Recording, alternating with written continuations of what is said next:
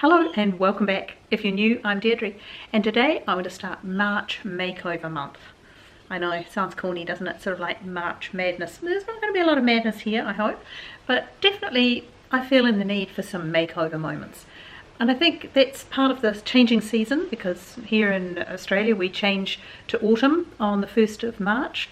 And I know that in the Northern Hemisphere, while you haven't officially changed to spring yet, you'll be thinking about it. So it's a good time to sort of freshen things up and start thinking about how we want our homes to be for the next season, or the next two seasons, spring and summer, or autumn and winter. Now, I've been talking a lot about downsizing, but empty nesting is just another version of that. So for a lot of us, it's a time when we make changes.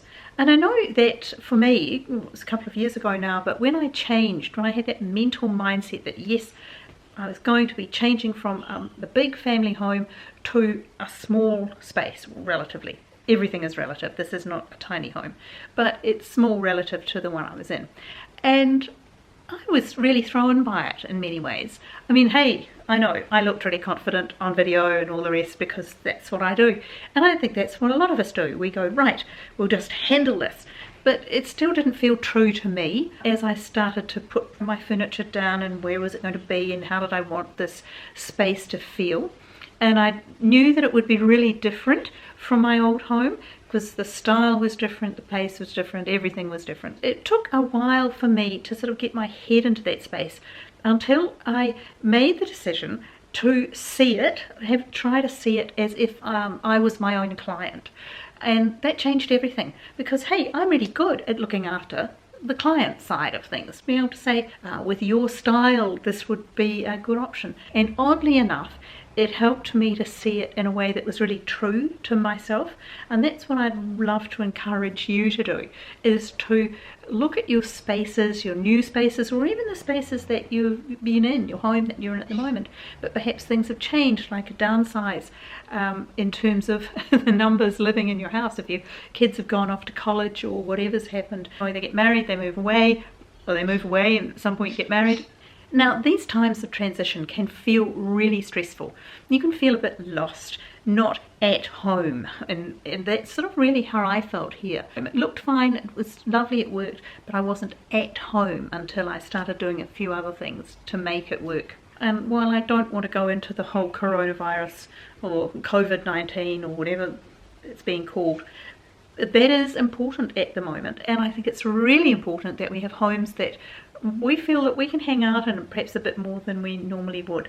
Suddenly going to the movies isn't such a good idea, maybe going to shopping centres isn't such a good idea, or the markets or the concerts, or the things where lots of people gather together, the festivals, all of those things that actually in Melbourne, March is a real festival time of the year because the weather starts to cool down enough to be beautiful, the evenings are still long, we still have daylight saving going, so it's we even have the Moomba festival, it's a real sort of autumn festival here in Melbourne. So it's very much a time when we're normally going outside and grouping together and to the night markets and to all of the things that are going on.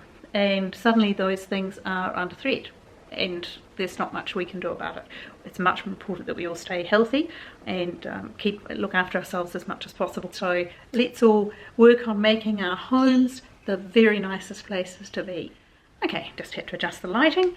We actually just pulled up a blind to let a bit more of the sun in before it goes down. So I think clarity is really important when it comes to how do you want to make over your home. A number of times I've heard people say that they just don't know what their style is. But when you actually come down to it, you say, well, you show them a picture and you say, do you like this? Oh yes, I really like that. But then would you like to live in it? No, I don't think so. People say, oh, it's too cluttered, or it's too cold looking, or it's too white, or it's too bright, or whatever. So you do actually know what your style is. I thought we'd go through quickly some of the basics and why some things work in smaller spaces, some downsized spaces, but also just maybe you want to change your style up a bit. Maybe you want to try something different. A friend of mine did actually do this. She and her husband were in a position where they were renting for work in a different city, and she was really keen to try the whole ultra modern, super urban, white and cool, and she just loved it. It was so calming. She said it's fabulous. And then they moved in. she just hated it.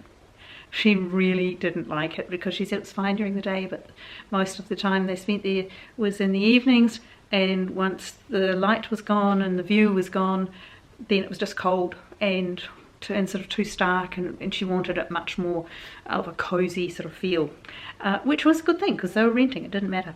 But that's a good example of something that you can feel is right in one situation and perhaps you're looking at it during the day, but then if you're actually going to be spending most of your time in it in the evenings, or if you live somewhere where you perhaps have long winters or whatever, so that a lot of your time will be spent in it when it's not an open, airy, beautiful space.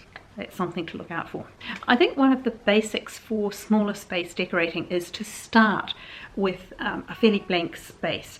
And in that case, that whole minimalist pared down look is a good place to start. But it's then what you decide to layer on top of it. Now, hey, that might be your thing. You might do that and stop right there and go, whoa, this is cool. I really love this just the way it is. But if it's not going to be your thing, it still is a good basis, because what that minimalist style does in smaller spaces is it emphasizes open living spaces that flow into one another, windows that look out, in this case you can see out, oh you can't, there we go, see out across the window into the trees and into the garden, lots and lots of light. The good bones of a house usually start with light and open spaces, and then start layering in your style.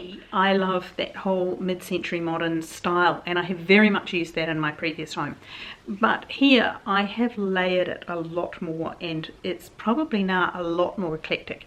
Remember, I changed my, can you see it? Changed my table. Whoops, put my cushion down. Remember, I changed the table and the chairs, and it made a huge difference in this space to just do that much. It wasn't a huge change, but it made a huge difference, just lightening it, and it's worked really, really well. So that's one of the things I could say, is that you choose what you need for your space. In this case, I wanted something a bit lighter, less heavy. That style works really well. You can go for the pops of colour. You can go for lots of neutrals, as this slightly fluffy cushion sitting back here does. And I've tended to stay with neutrals, but if you like mid-century, you can do the pops of the pastels. That's really fun. Or you can move across into contemporary, which is really sort of like minimalism, but with colour and more things, and brighter rugs and bigger artwork and pieces like that. Now, I always think that a good rug is a great place to start, or a picture that you really love. And you know that I've got my ponies up over my shoulder. There you go. As somebody said, oh yes, I know that woman, she's the one who looks like her horses. I hope that was somewhat of a compliment, but I'm not certain on it. Hang on a minute, my battery's flashing. Gotta change my battery. Okay, battery changed and I'm back. Let me just go over what I've said. I said perhaps start with that pared back look, because a good neutral background, and it doesn't have to be white, but the lighter colours certainly in a smaller home give you more space. They feel bigger, and also it means that the items that you do put in then have a better background to really pop and to do more work for their styles. Like, you know, once again, the ponies, they do a lot of work for just one very plain black and white photo. They were just ponies snapped over a fence, nothing complicated about it, got it printed up on a big canvas, wasn't expensive, and it does, for me, it does a lot of work. It brings a lot of life and something quite personal into my space. So once you've set up your fairly minimal space and you've gone light and bright and airy, unless you really like dark and not so airy, I mean, hey, and if that's your thing, you know me, I don't believe in, you know, any sort of decor police. I think you must find your way to make you feel at home in your home. But then once you've done that, then it's like the perfect base layer, ready to have another layer of your style. Now maybe you like mid-century with the teak furniture, with the pops of pastel, with a lot of wood and leather and natural materials in there. That was very much a mid-century look, still uncluttered, but without the coolness that you would get in a minimalist look. Another style is what I call urban rustic. You might have exposed brick walls You could have exposed structural elements of the house like beams. I've seen it done really beautifully where there was just a standard normal ceiling that broke through into part of the roof structure, lined it, insulated it, did everything, but left the truss across so that there was openness and yet the structural element. Now it was all painted white, looked fabulous. Now that's a classic urban rustic. But what if you love a traditional elegant home and you want to bring that feeling into a much smaller space? Well, once again,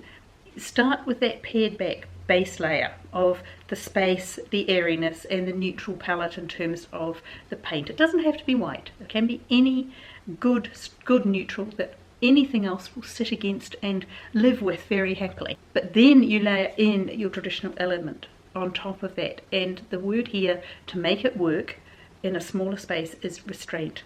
So choose your colour palette and stick to it, and you can use different textures to lift it to that really refined, elegant look. You can use your perhaps a beautiful buffet, a small version of a very elegant dining table and chairs. You can have books around as if in a library setting, but reduced down to being on perhaps a circular table in your entry.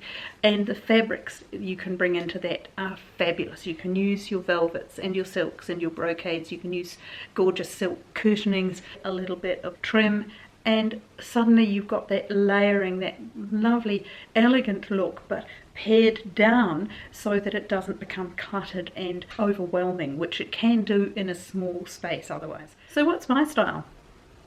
Oh, these days I really don't know. Boho, maybe a bit of boho, because it's such a mix of things. I've got the colours, I've got a lot of natural fabrics, and I've got the leathers, and I've got the canes, and I've got the rush seating. I've got very much like a modern style in terms of sofa and table, chairs, that sort of thing. I've got a lot of plants, which adds a lot of, it adds an enormous amount of decor. And they're living things, so they give air and they keep it a very friendly environment to live in. Somehow plants, which I didn't use in my home for many years, and then suddenly I'm back to using them a lot, and I really like the feel that it gives me. So yeah, I think I've sort of transitioned from mid-century or urban rustic to boho-ish, and I'm ready to do a bit of a clear out. I suspect that one of the things you'll be seeing from me over the next few weeks are the steps towards the minimalist game. I'm ready to let go of quite a few more things. So I hope that helps with anybody who's sort of struggling a little bit to redefine their style after many years of a different feel and different look. Come along with me, we'll do a little bit of March madness makeovering things for the next couple of weeks, just to refresh and take our minds off things that are happening around the world, make our homes very lovely to be in. If you want to come along with this, I hope you'll subscribe and give me a thumbs up if you like to rethink your space, if it's something that you've been thinking of. Give a shout out and a share to any friends that you think may need something like this at this particular time. And whatever you're doing, I hope you're having a lovely day, and I'll see you in the next one. Bye.